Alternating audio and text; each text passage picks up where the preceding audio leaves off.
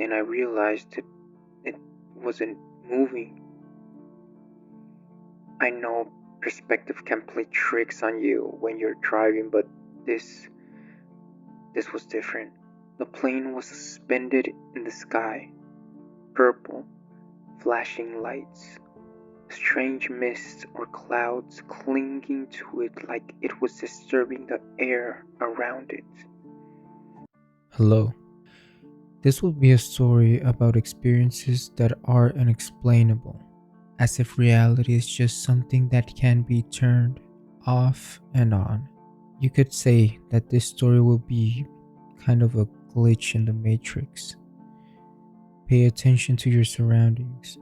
Probably you will experience one of these glitches one day, or this might just be a story for some of you. But if you don't have enough respect for it, it might become your next reality. Let's begin with our program, What Crawls in the Nights.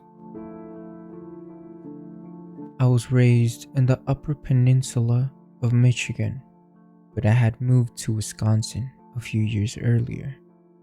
That night, I was driving back to Michigan to visit my dad. It was late, intentionally so. It's a 6-hour drive, and I wanted my 2-year-old to sleep through it. The Upper Peninsula at night is a different place. No stores, no lights, just woods pressing in on both sides of the road. Darkness is so complete, it feels physical. I came to a stop sign in a small town. You can go left or right. Either way, you end up in completely different parts of Michigan, and there's no way to loop back around. I turned right. I had made this turn dozens of times before. Within a couple of minutes, something felt wrong, like out of place. Not dramatic at first, just a quiet wrongness.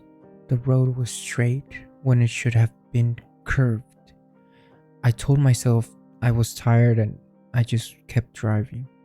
But that feeling didn't go away. These roads were supposed to feel comforting, nostalgic. Instead, my chest tightened.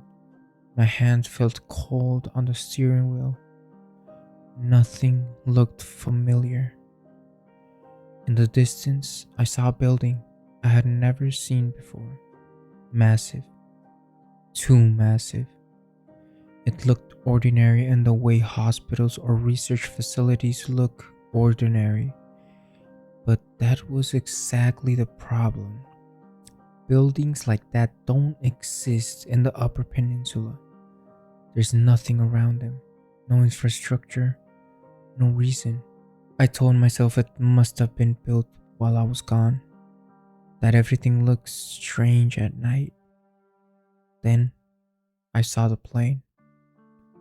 At first, it looked normal. Too normal. Then I realized that it wasn't moving. I know perspective can play tricks on you when you're driving, but this was different.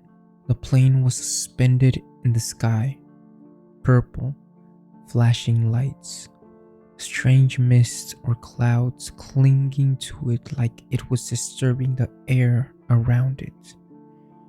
The hair on my arms stood straight up, goosebumps spread across my skin in a wave, like my body knew something before my mind caught up. I turned on the radio. Nothing.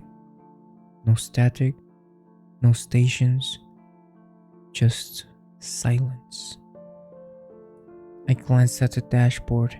The clock was blank, just black.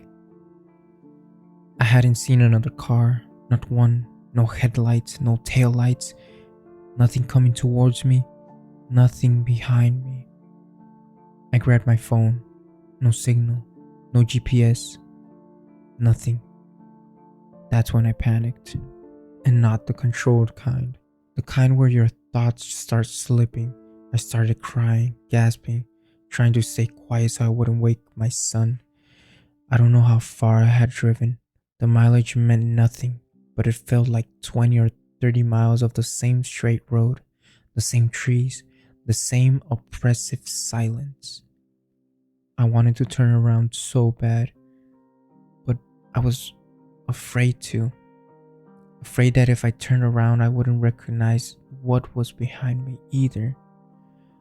I kept driving, bargaining with myself just a little further, just until something looks normal, a sign, a mailbox, anything. Then, the moment I decided I couldn't take it anymore, I was back at the stop sign. The same one, the same small town, the same reflective paint. I slammed on the brakes. My brain couldn't process it. I checked my phone. It worked instantly. The radio came on mid-song. The clock was lit. Not a single minute had passed. That was impossible. I knew it. My body knew it. I looked in the back seat. My son was still asleep, breathing softly, completely untouched. The relief hit me so hard it hurt. I've never felt safety like that before, or since. It felt desperate, fragile, like it could vanish if I acknowledged it too loudly. I turned right again. This time, everything was correct. Curves where there should be curves, familiar landmarks, the world behaving itself. When I finally saw my dad's house, I broke down. After putting my son to bed, I woke my dad up and just held him, shaking, crying into his shoulder. He'd never seen me like that. We aren't an emotional family. My son is 18 now. I still remember that night with terrifying clarity. My dad and I still talk about it sometimes. When I do, I get goosebumps every time. He's seen them rise on my arms as I speak. I don't know where I was. I don't know how I came back. And what frightens me the most isn't that something strange happened.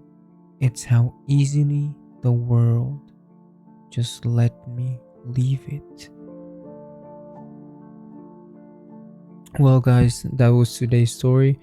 It was kind of like glitches in the matrix or things that you don't know how happened.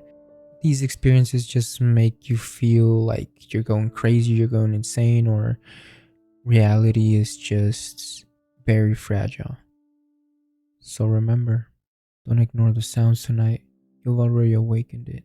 Good night, and don't let the bedbugs bite.